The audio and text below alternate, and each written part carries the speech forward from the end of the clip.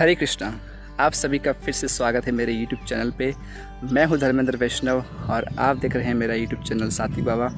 और बहुत सारे लोग ये पंचलाइन सुन के परेशान हो गए, मेरे को बोलते कुछ नया करो, तो करेंगे ज़रूर। तो आज की इस वीडियो में हम बात करने वाले खेती के एक मॉडल की जो बहुत ही प्रचलित है, हमारे पूरे भारत देश में प्रचलित है। मैं हमारे एरिया की बात करूँगा इसमें।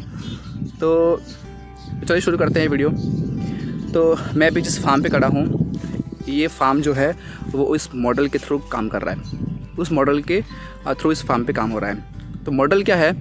मॉडल ये है कि जो ज़मीन, सपोज़ कोई व्यक्ति है जिसके पास बहुत सारी ज़मीन है, ठीक है, और वो उस ज़मीन का यूज़ नहीं कर पा रहा है, मतलब वो उस पर खेती नहीं कर पा रहा है या फिर कुछ उसका प्रॉफिट नहीं मिल रहा उसको, वो ज़मीन ऐसे ही पड़ी है, खाली पड़ी है, ठीक है।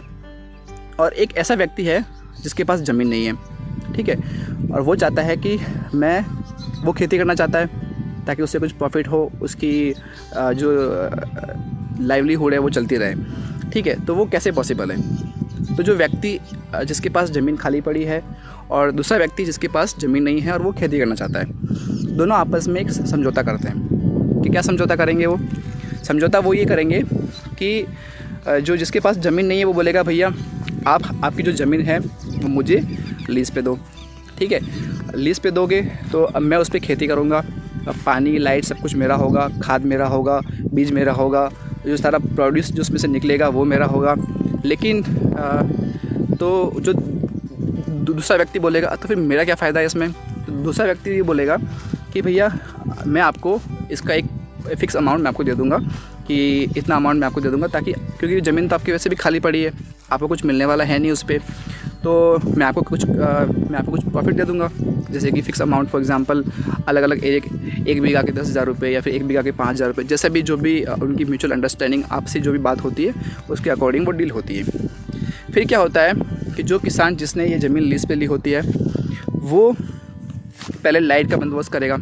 अब लाइट तो क्या है कि ये जो खेत अभी पीछे आप देख रहे हो वो रिमोट एरिया में, मतलब तालाब के पास है, तो यहाँ पे लाइट कनेक्शन जो पास के फार्म है वहाँ पे है, यहाँ पे नहीं, तालाब के अंदर नहीं। तालाब के अंदर तो लाइट कनेक्शन कैसे होगा, आप ही जानते हो। तो जो ये जिन्होंने खेत लीज़ पे लिया है वो जहाँ पे लाइट कनेक्शन है आसपास के फार्म पे, वहाँ पे बात करते हैं कि भैया हम आपको एक फ़िक्स अमाउंट देंगे, आप हमें एक सीज़न के लिए बिजली दो, ठीक है। तो वो लोग एक सीज़न के लिए उनको बिजली देते हैं और फिर क्या होता है, वो बिजली उनके पास आ गई। अब दूसरा जो सबसे इम्पोर्टेंट चीज़ है वो है पानी। पानी कहाँ से आएगा?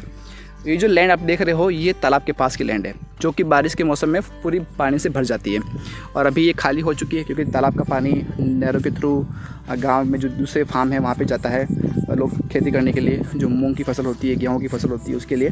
तो तालाब खाली हो चुका है, तो अब तालाब पास में है, थोड़ा पानी बचा हुआ उसमें, तो वही पानी ये यूज़ करते हैं इसकी सिंचाई के लिए। मैक्सिमम 2-3 बार पानी चाहिए होता है, 3-4 बार, जो भी अलग अलग फसल के अकॉर्डिंग। तो पानी की बात हो गई, लाइट की बात हो गई, और ये लोग यहीं पे पीछे मैं आपको दिखाऊंगा, यहीं पे खाना बनाते हैं, यहीं पे रहते हैं, और रात को इन्होंने जो साउंड सिस्टम लगा रखा है उसके थ्रू जो भी जो हमारी नील गाय होती है उसको भगाने के लिए व्यवस्था कर रखी है। तो इस तरह से फिर ये जो भी प्रोड्यूस होगा, तो अब ये प्रोड्यूस जो भी निकलेगा यहाँ से, जनरली यहाँ पे जो होता है वो होती ककड़ी होती है, खरबूजा होता है, तरबूज होता है, उसको क्या बोलते हैं, टिंडे होते हैं, भिंडी होती है, मूंग भी होते हैं।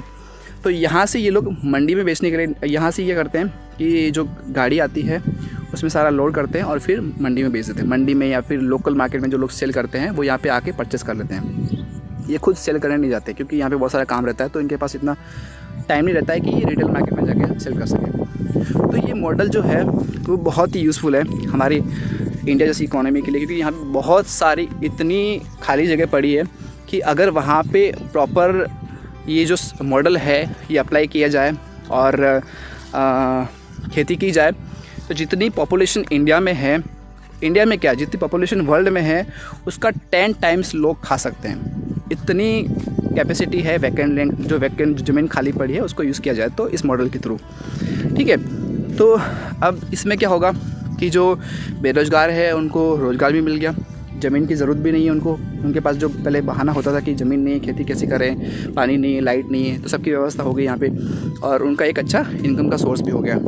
और जिनके पास ज़मीन थी जो कि ज़मीन से कोई फ़ायदा नहीं ले पा रहे थे तो उनको भी फ़ायदा हो गया। तो इस तरह से मतलब एक बैलेंस इकोनॉमी हम क्रिएट कर सकते हैं इस मॉडल के थ्रू। क्योंकि ज़मीन मैं यहाँ पे पिछले 1 साल से घर से काम कर रहे हैं हम लोग, वर्क फ्रॉम होम। तो मैंने बहुत, जब भी अभी वीकेंड्स पे टाइम मिलता है तो मैं जाता हूँ कुछ फार्म में। मैं देखता हूँ कि बहुत सारी लैंड ऐसी है जो खाली पड़ी है, क्योंकि बहुत सारे लोग ऐसे हैं जो बिज़नेस के पर्पज़ से बाहर चले जाते हैं, तो कोई खेती करने वाला नहीं है उनकी लैंड पे, ठीक है। तो बहुत सारी लैंड खाली पड़ी है, अगर उसका प्रॉपर यूज़ किया जाए तो एक अच्छा एक आर्थिक मॉडल क्रिएट हो सकता है।